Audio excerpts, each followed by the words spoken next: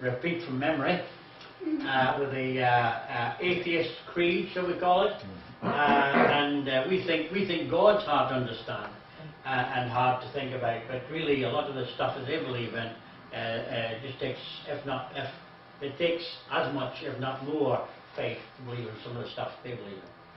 But having said that, we'll look at sometimes the same things around us. The problem is we do draw different conclusions, and sometimes we draw those different conclusions mainly because of the assumptions we make in the first place. As you grow in your Christian life and as you read the Bible more, you realize that even in the Bible there are certain people who read the same pages we read but bring a different conclusion. And then usually when you ask them why they understand a particular passage that particular way, they usually tell you, well, really, I don't really believe in the Bible. And that's a big beginning point. You know, if you don't believe in the Bible and you read something in it, and then you turn around and say, well, actually, I don't believe it happened like that. Well, you know, because of the assumption they start off from, that's a logical conclusion. If you don't believe in miracles, there's no way you're going to accept creation.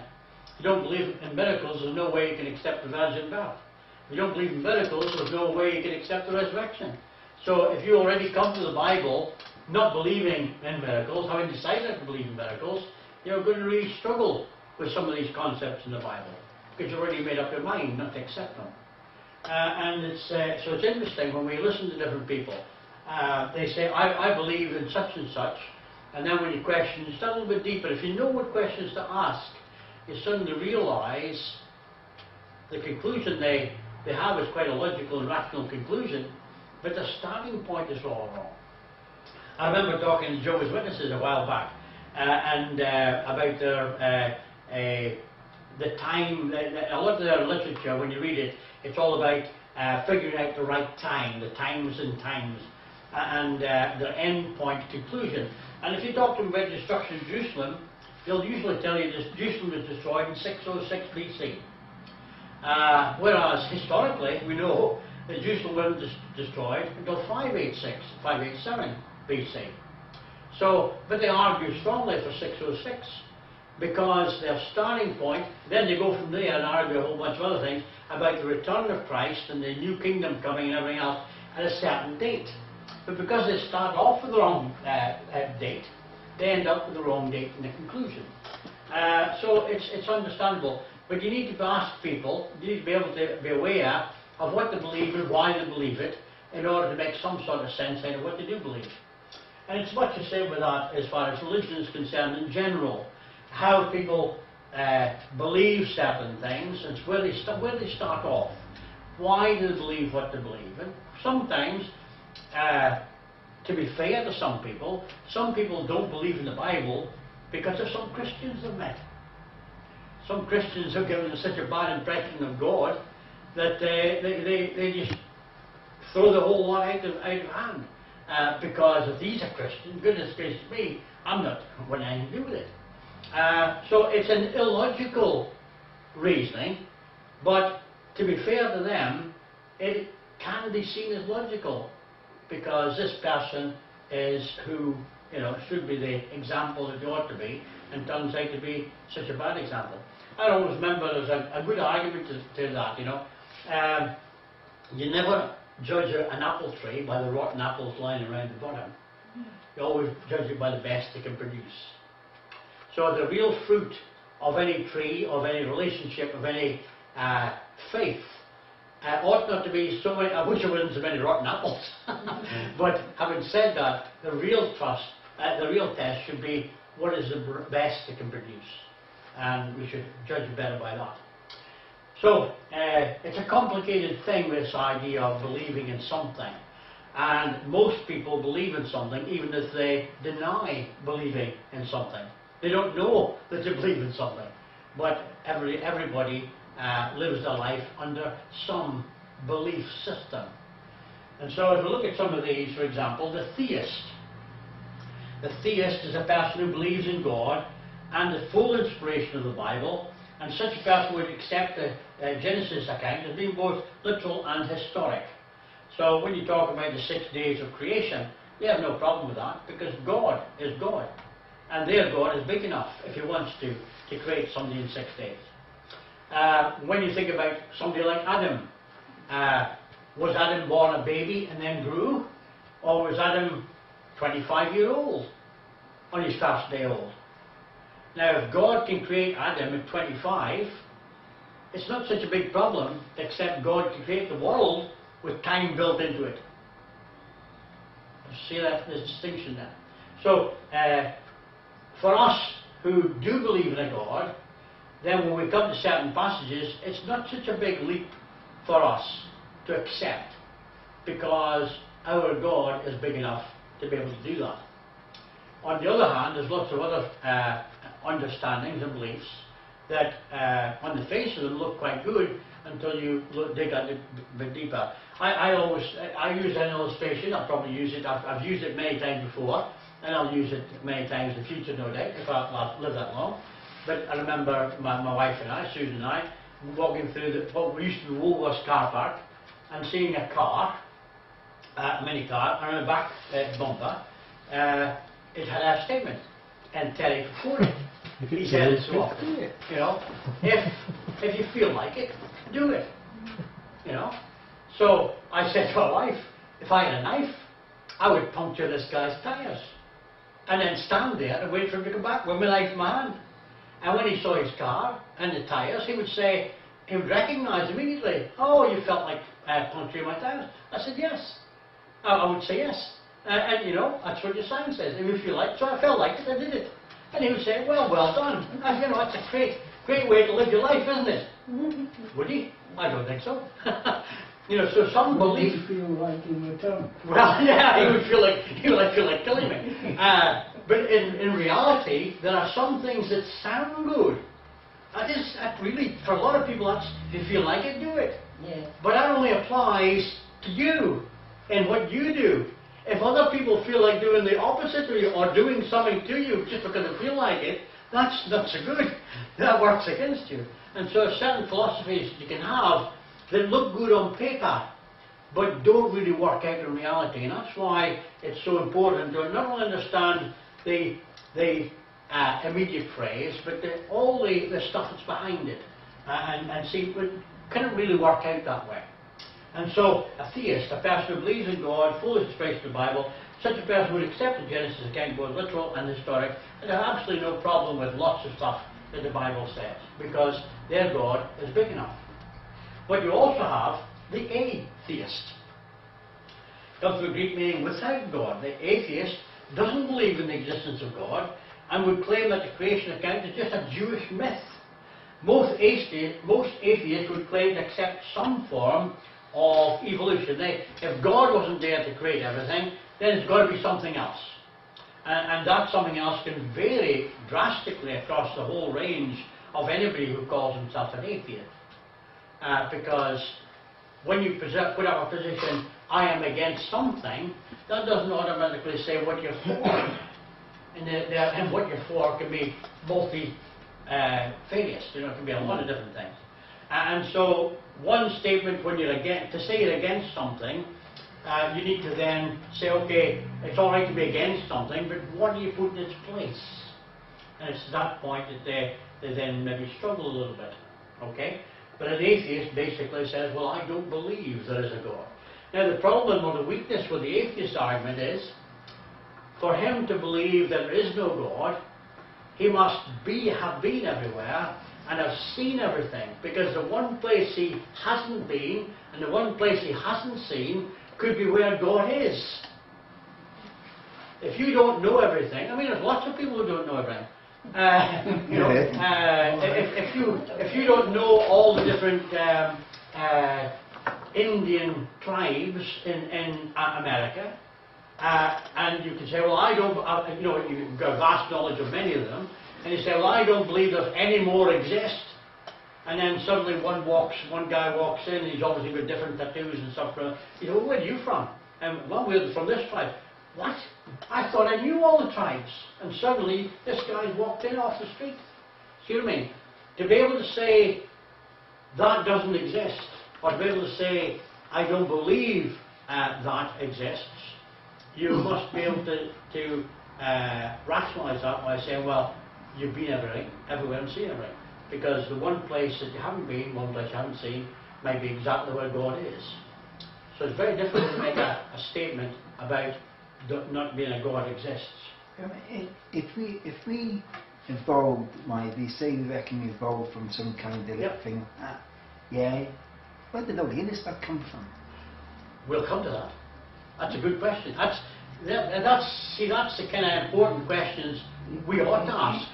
Because too often they're asking us questions and we're backed into a corner trying to come up with all these answers, and they're quite happy thinking, well, you know, it's easy. A fool can ask more questions in 5 minutes than a wise man can answer in a lifetime. And the thing is, when I first became a Christian, that was one of the problems I had. Because I was an evolutionist.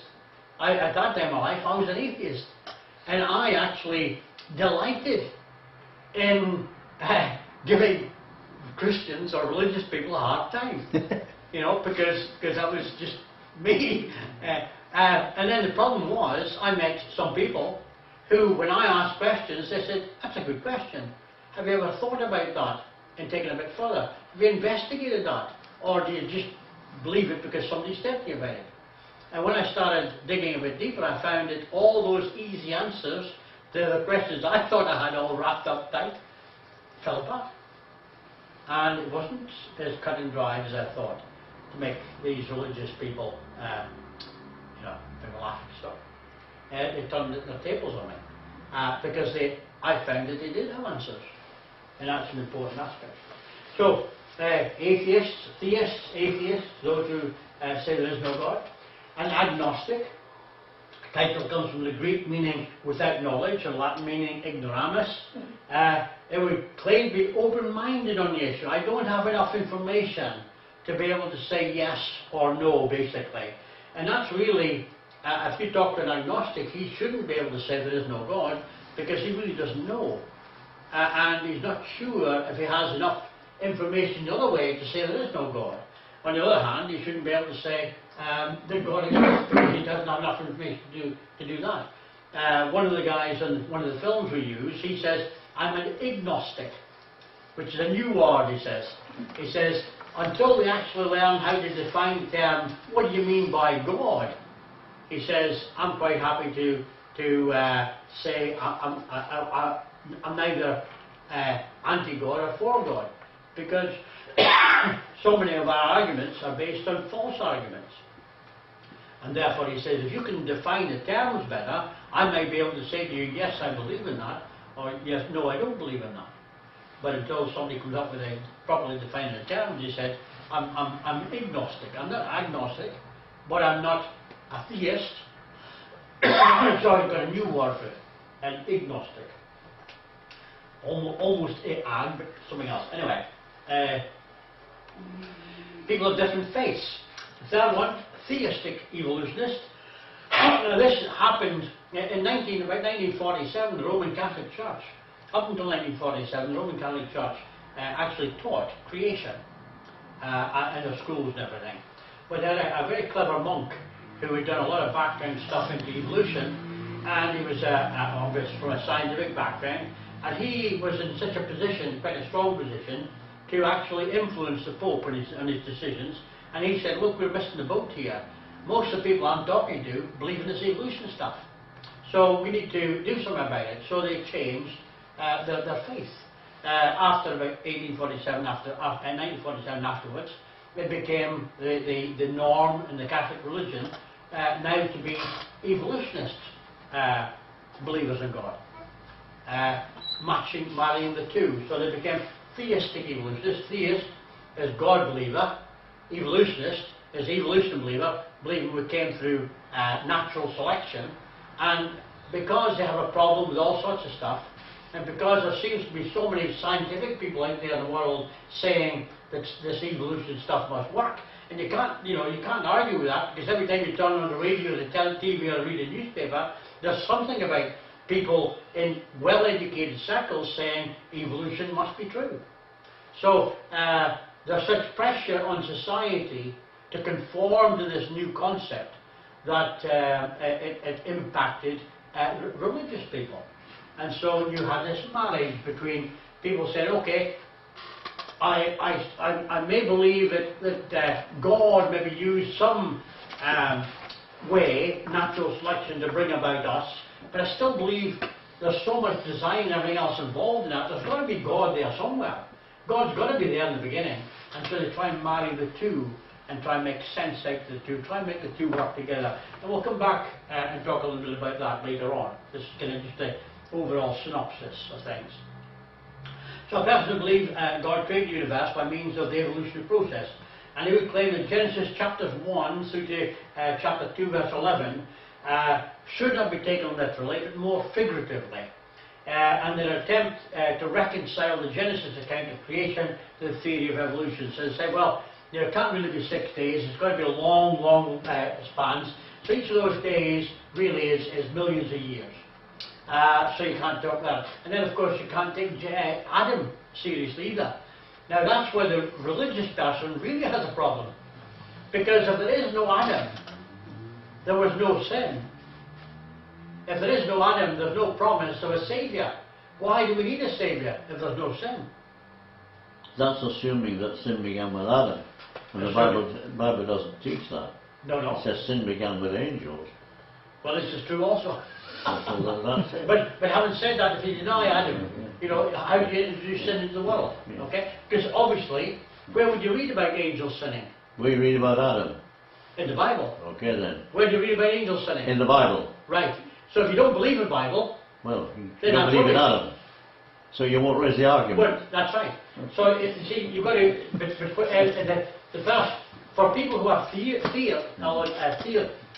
evolutionists, they do actually believe in God, so they have an idea that a lot of the Bible is true, though they pick and choose the bits they like. Okay? But Adam wouldn't be a problem. Yes? Is that from a moral point they believe in the Bible, or because they believe in a religious way? Well, yeah, I mean, a lot of, in the big religious institutions, they're already committed to God. But obviously, because of the secular background, pressure from the secular background, they don't want to look stupid in the world. So therefore, they're willing to say, well, let's marry the two together. But in order to marry the two together, the first thing that's going to go is Genesis chapter 1 through to chapter 2 verse 11. That's going to be thrown aside. Matter of fact, the first 11 chapters, if you like, of the Bible, because quite often they then don't believe in the flood either. So the first 11 chapters are under pressure from people who are theistic evolutionists. They say they believe in the Bible, but not that bit. And the problem is, I mean, a lot of people say, well, Genesis chapter 1 talks about 6 days of creation. I don't like that idea. So we'll dump the whole of Genesis chapter 1 through to 11, okay? But they forget. They then teach, we believe in the Ten Commandments. And what do they say about the Sabbath? What does Exodus say about the Sabbath? Why do the Jews have the Sabbath? Because God, on the 6th day, rested. On the 7th, sorry, God finished His creation on the 6th day. On the 7th day, He rested. What's that all about? That is really, isn't that a continuation of Genesis chapter 1 to 11? And then when you get to Romans, there's even more problem, because Paul writing to Romans says, the first Adam, and Jesus is the second Adam. Well, if the first Adam didn't exist, how do you know Jesus existed? And there'll be all sorts of problems. And that's just 2 passages amongst the many that you have to cut out in order to make the theistic evolutionist fit. Okay? Surely, so there'll be a problem. Yes? Surely, as we believe in God, Yeah. it's got to have been a starting point. Yep. Have we got a date? No. How can we even assume a date? All right. Well, it's interesting. It's interesting, really, because though archaeology, and the archaeology we're familiar with from David Bellamy, from Brian Cox and all these others, talks about millions and billions a year. Yes. The same archaeology of the spade only talks in terms of civilization, proper civilization, cities and stuff, that they're digging up all the time, going back 7,000 years. So we can assume that the world is, as we know it, is 7,000 years old? No, I wouldn't go as far as that. But having said that, I wouldn't go as Well, far that's as what they're proven by development. well, this is it. I mean, what a lot of religious people I say, okay, God created everything 6,000 years ago. That's basically what they say. You know, obviously we're moving in a different century, but say 6,000 years ago, God created everything. I personally don't go along with that. They try to work that out through all the genealogies, but the genealogy is not complete. And Bishop Ussher, 4000 BC, basically, Right. he comes along and he says, creation started 4000 BC, such and such a date, such and such a date, and such and such a day. Now, you know, he can do that all he likes. That's all speculation. But the Bible says, in the beginning God created. The Bible says, in the beginning God created first day, second day, third day. And he then repeats that in other parts of the Bible, which is supposed to be God telling us about his creation and where we come from. Secular history, i.e. that which is physically dug up by the spade, implies that the oldest real civilization we've come across is talking about 7,000 years, max. Now, you hear of people digging up an odd skull and saying, man goes back 2 million years. With the latest DNA blood testing that they do, they push man back to 100,000 years. Matter of fact, they push Adam back, it's complicated, they push Adam back to 100,000 and they say Eve was 200,000, which gave, that's a long, that's a long breath span for the rest of us. But anyway, even in their latest speculation, they don't talk, some of them don't talk in terms of millions of years. They bring civilization back to 100,000, say, years. But in reality, the spade digging up actual cities and people and historically, historically provable evidence, they're only talking about 7,000 years. How can they use DNA, Graham? They do it through the blood. The Y chromosome and the S chromosome in the blood. How did they get it from 100,000 years ago? Because they trace back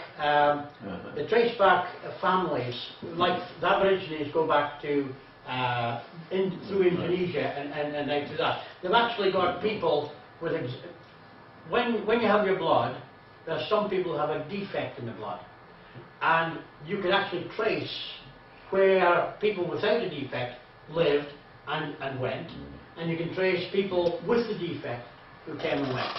Now, for example, those who went in the Mayflower over to America, you can physically trace the descendants of those people from that boat because of certain things.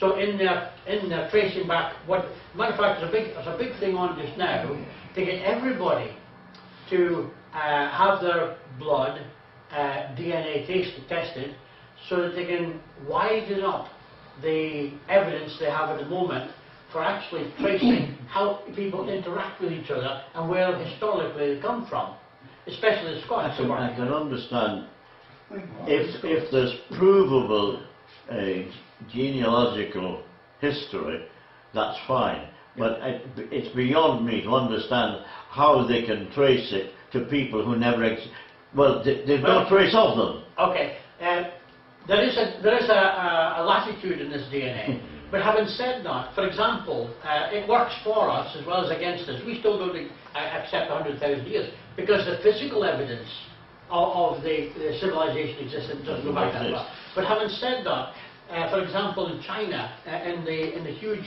university in Peking, one of China's biggest universities, outside the university is a statue of an ape. Because the Chinese anthropologist, who is really influential in that university, he believes that the Chinese are a totally separate evolutionary product than the rest of the world. Now, in some ways, actually, their brains work differently. They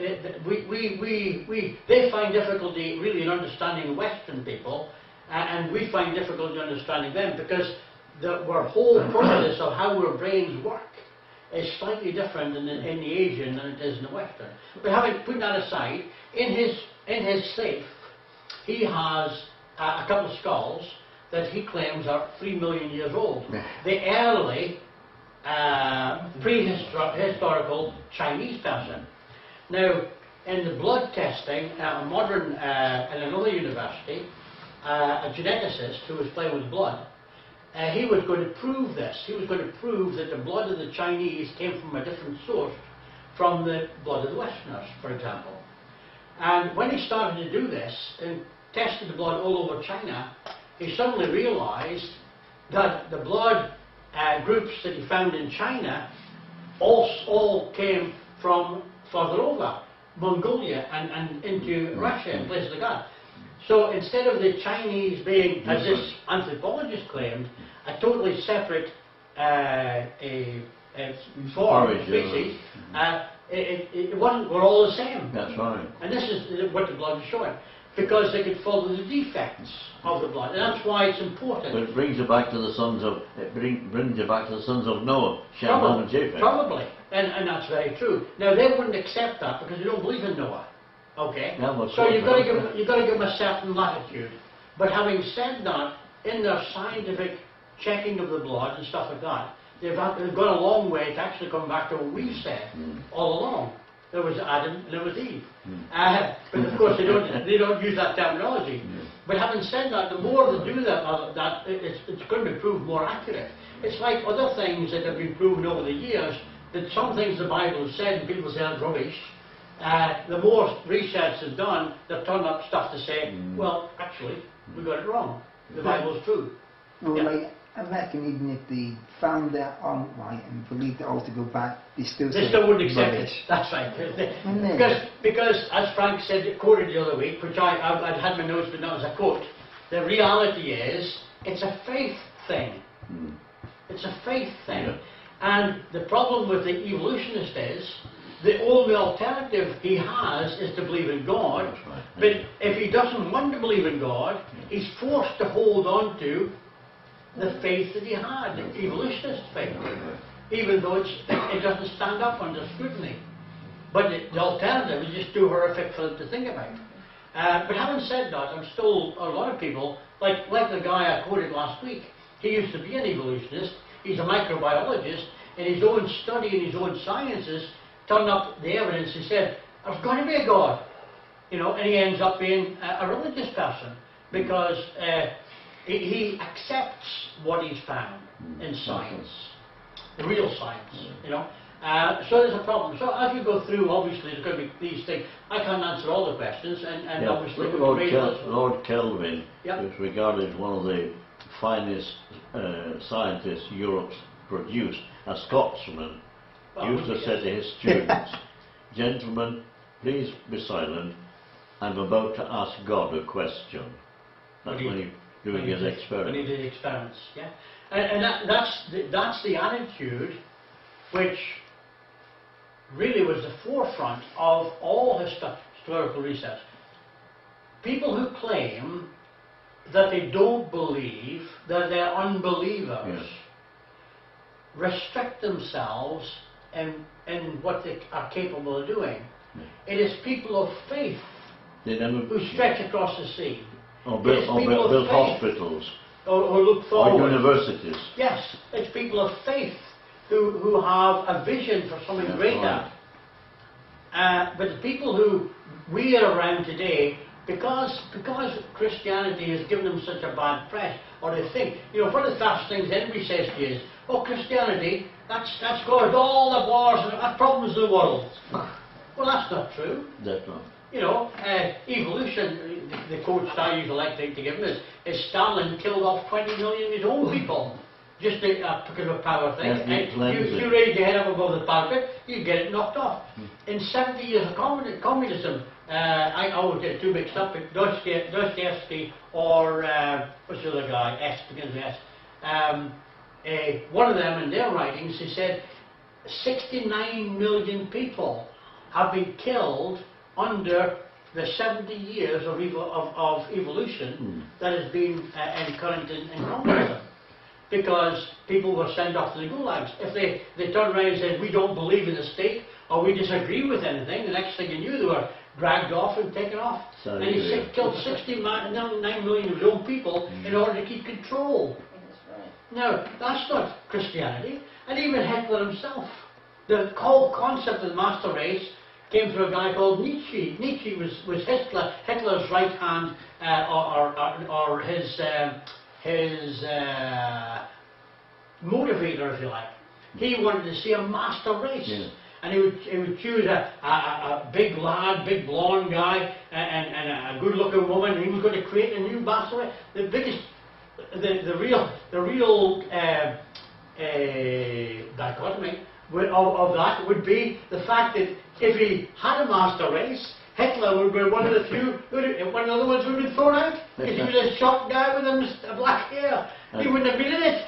And Nietzsche was rejected from the army because he was short-sighted and he had various other complaints. He was a physical wreck. You know, a lot of people don't know about Hitler in history, and we always talk about the Jews being killed, 6 million Jews being killed, but a lot of handicapped people were killed by Hitler because they weren't going to be part of the master race. That's right. You know, you never hear about a lot of that. Anyway, Anyway. where do we go? Anyway, sorry. I thought he was half Jewish anyway. Hitler, I've never heard of that. You know what? Hitler was half Jewish. He had Jewish blood. well, Right, yeah, evening that's blood? I don't know. I don't know. But it's certainly the concept of the master race. You know, you produce a race of super beings that are far superior to everybody else. That's an evolutionary concept, survival of the fittest. And that's what drove them. Even though on their belts they had something about God in German on their belts. But in reality... The answer to your question is, Genesis begins with what we call the dateless date. In the beginning. You can push that back as far as you like. I wouldn't be dogmatic about... There's got to be a starting time. Yeah, but historically, How do we not know it? A starting point for creation, but not for God's existence. No, he's talking about creation, Frank. So, you know, I have trouble with, you know, the troglodytes and whatnot. Yeah. Was there ever people Attacking you. living in caves and that before Adam? Do you know, if you went over to Australia at the moment, in certain parts, you'd find people living in caves. Yes. Yeah, If all you right, went- there are if you people went- living in caves, but they're like you and I. Yeah. They're not ape men. That's right, that's Oh, right. no, okay. So were there ever ape men? Well, Yeah. you know, I've worked with some. Oh yeah. I used to, Like Stan Zaleski. there used to be a guy, you know, There's loads of them in Scotland. used to be a guy in our shift when I was in the steelworks, and literally his arms were down about his knees. He was actually a boxer. Matter of fact, his son still goes around town. I won't tell you.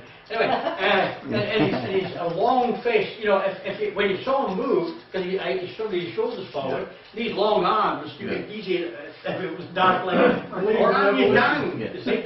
Neanderthal man, somebody said that Neanderthal man, if you put him in a lounge suit, you could pass him off in any supermarket in America today. Yeah. A guy called Lamarck. He drew some of these fossils that you have, and his likeness. He wanted to be a people with a very long head, sloping head, and stuff. But there's loads of people in different generations in different countries who look identical to that today. You know, and you've got dwarfs. Dwarfs, people suffering from dwarfism. You've got pygmies. You've got the Maasai, 6 foot odd. You know, at least 6 foot odd, 7 foot odd. And you've got pygmies, and they're walking in the same continent. You know, so you've got a vast variation. So they dig up a skull and think, oh, you know, this must be something special. Yeah. But it isn't really. Yeah. You know, and a lot of them are proved to be. Matter of fact, one of the latest programs where O'Brien, he's got a science program. It's really it's an anti-religious program in disguise as a science program. And one of the experts he brought up quite recently was good question. What was the expert? Goodness.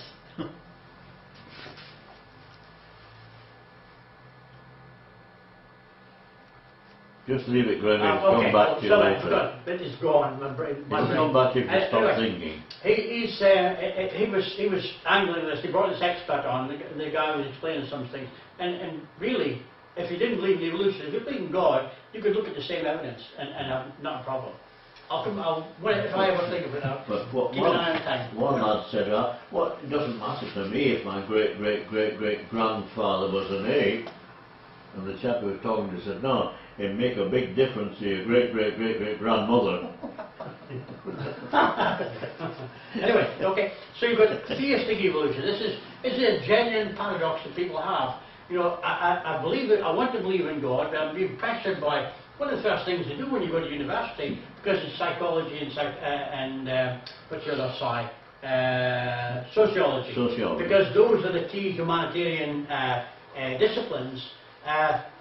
The first thing you try to do is to try to break you of any concept of God. I remember Anne from Weldon, when she went to university first time, she gave up after 3 months because they attacked her concept of, you still believe in God? And all this, the first courses you do at university are designed to actually, with a humanitarian, a human, what's the word? It's got a human bias anyway, the humanist bias, rather than a religious bias. And But so people are under pressure right from day one. I was asked to speak on the Christian's view of evolution in the Peace Palace, which is on the grounds of Cardiff University. Yeah. And a lot of medical students came. And I said, we've no objection to them advancing this as a theory, but it's when they teach it as a fact that we object to it. Yes. And after that, a young man came to me and said, Mr. Morgan, what you said tonight was absolutely true. He said, I'm in my final medical year now. And he said, the first lecture we had when we came here was, let us assume that evolution is true. Yeah. And he said, nothing was ever done to try to prove. There you go. See? That's And that's still the what's case happening today. That is the case today. So, how are we doing for time? 5 minutes. A minute and a half. I No, won't you're go. 5 minutes, Graham. I won't, 5 minutes. 5 minutes. No, we'll hold it there. Because we've got another. Oh, wait a minute. Just have a quick look. You never know. Like, as a Christian, a Christian is a person who believes that God created the universe by means of his power, and will claim that Genesis chapter 1 through also 1 to 11 I would take literally and not figuratively. We believe in Adam, basically. And I've spoken to lots of people who claim to be Christians who would disagree strongly with that statement. Now, how they pick and choose what they want to, it's the old question, I don't believe in the Bible, okay, but I do believe in God, alright? Well, what kind of God do you believe in? Well, I believe in God of love. Alright, how do you know God's a God of love? John 3:16 says. Well, surely John 3:16 is the Bible. Yeah, it actually makes more sense anyway. Yeah. Man, when God created woman from man, Yeah. and then the animals, it makes more sense than any of the rest of it as well. See a dog turn into a giraffe, then I would believe in evolution. That's right.